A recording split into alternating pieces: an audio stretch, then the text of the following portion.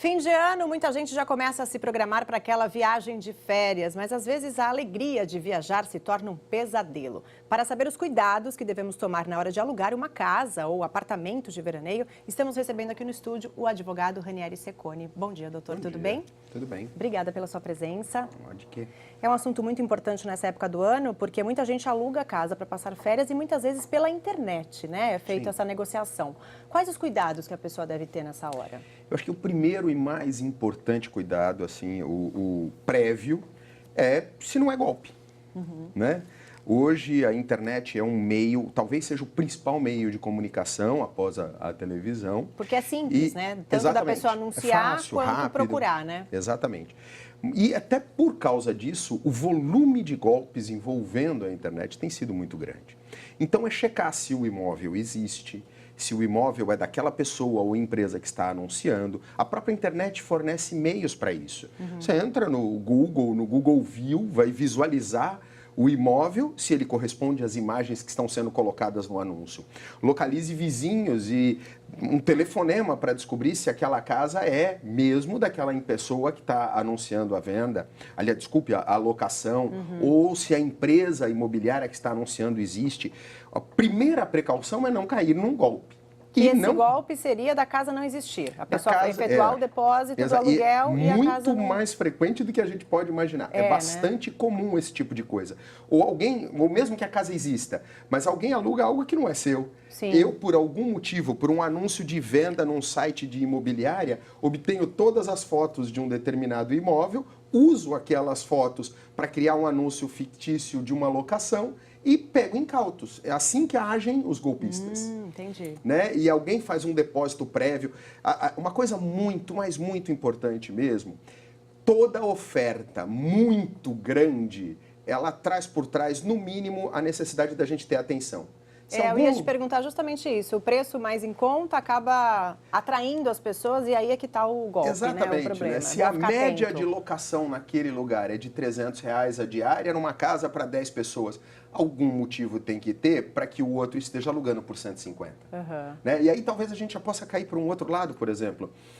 Muitas vezes o lugar onde o imóvel está localizado é um lugar que não oferece aquilo que quem vai passear quer.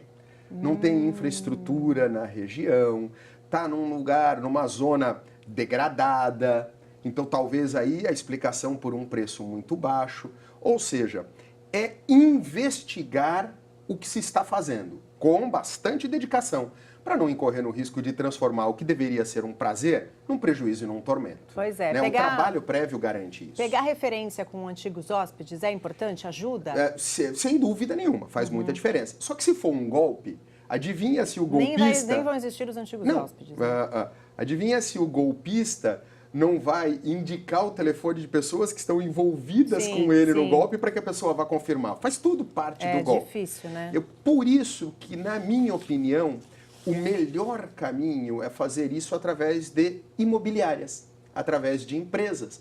Porque essas imobiliárias, elas são mais fáceis de você checar se elas realmente existem. Se tem o Cresce, exatamente, né? Se tem o Cresce pessoa jurídica, o Cresce pessoa física do dono da imobiliária, se existem problemas envolvendo aquelas pessoas. Até porque tem uma coisa muito importante. Quando a relação é feita entre dois particulares, ela tem um nível de responsabilidade. Agora, quando ela é feita através de uma imobiliária, os dois lados, o dono da casa que aluga e quem está alugando para aproveitar, estão protegidos pelo Código de Defesa do Consumidor. Porque se torna numa relação de consumo em virtude do intermediário, que é o prestador de serviço. Os dois lados estão muito mais garantidos quando utilizam o serviço de uma empresa intermediando o negócio. Isso é óbvio, vai compor o custo. A comissão dessa empresa, que tem que ser uma empresa idônea, porque ela tem que fazer checagem, tem que ter o trabalho, não é só ganhar o dinheiro, né? Certo. Ela tem que ter o trabalho de checar se o imóvel que está sendo alugado é daquele jeito mesmo que está sendo anunciado, se todos os itens que compõem, porque numa locação para temporada você está contando com mobília, equipamento, televisão, geladeira, prato, copo e etc. Então a imobiliária tem responsabilidade de checar isso. E do mesmo jeito, a imobiliária tem a responsabilidade de checar se quem está alugando está fazendo os pagamentos corretamente, para não correr o risco de cair naquele golpe. Pois é, e acontece o contrário também, né, doutor? Muita gente aluga a casa, recebe um depósito fantasma, que chamam, que normalmente é na sexta-feira após o horário bancário, a pessoa usufrui da casa ou do apartamento, só que, na verdade, o dinheiro não caiu na conta. Essa é outra coisa ligada a golpe, né? Por isso que, tendo no meio da relação entre os dois a empresa, isso traz responsabilidade. A empresa tem que ser uma empresa idônea e zelosa da sua atividade, de maneira a garantir os dois lados, o proprietário do imóvel e o inquilino.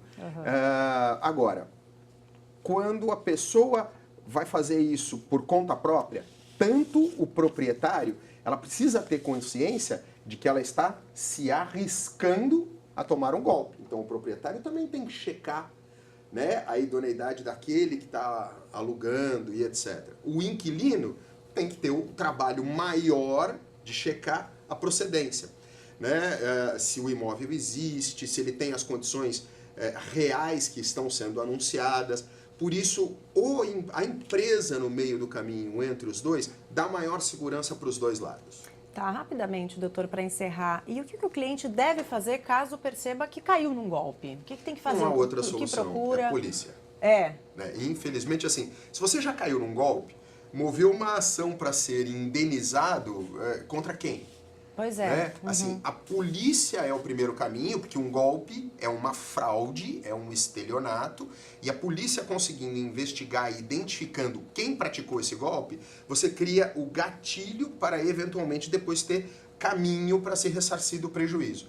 Infelizmente, assim, eu digo que a precaução é, sem dúvida nenhuma, o melhor caminho antes de correr o risco, porque às vezes não há o que salvar. Principalmente para quem junta a sua família, se desloca 100, 200, 300, 400 quilômetros, chega lá e está com a cara no pó. Exatamente. Isso certo. É muito delicado. Obrigada, doutor. Nada. Pelas informações e pela entrevista. Uma boa tarde para o senhor.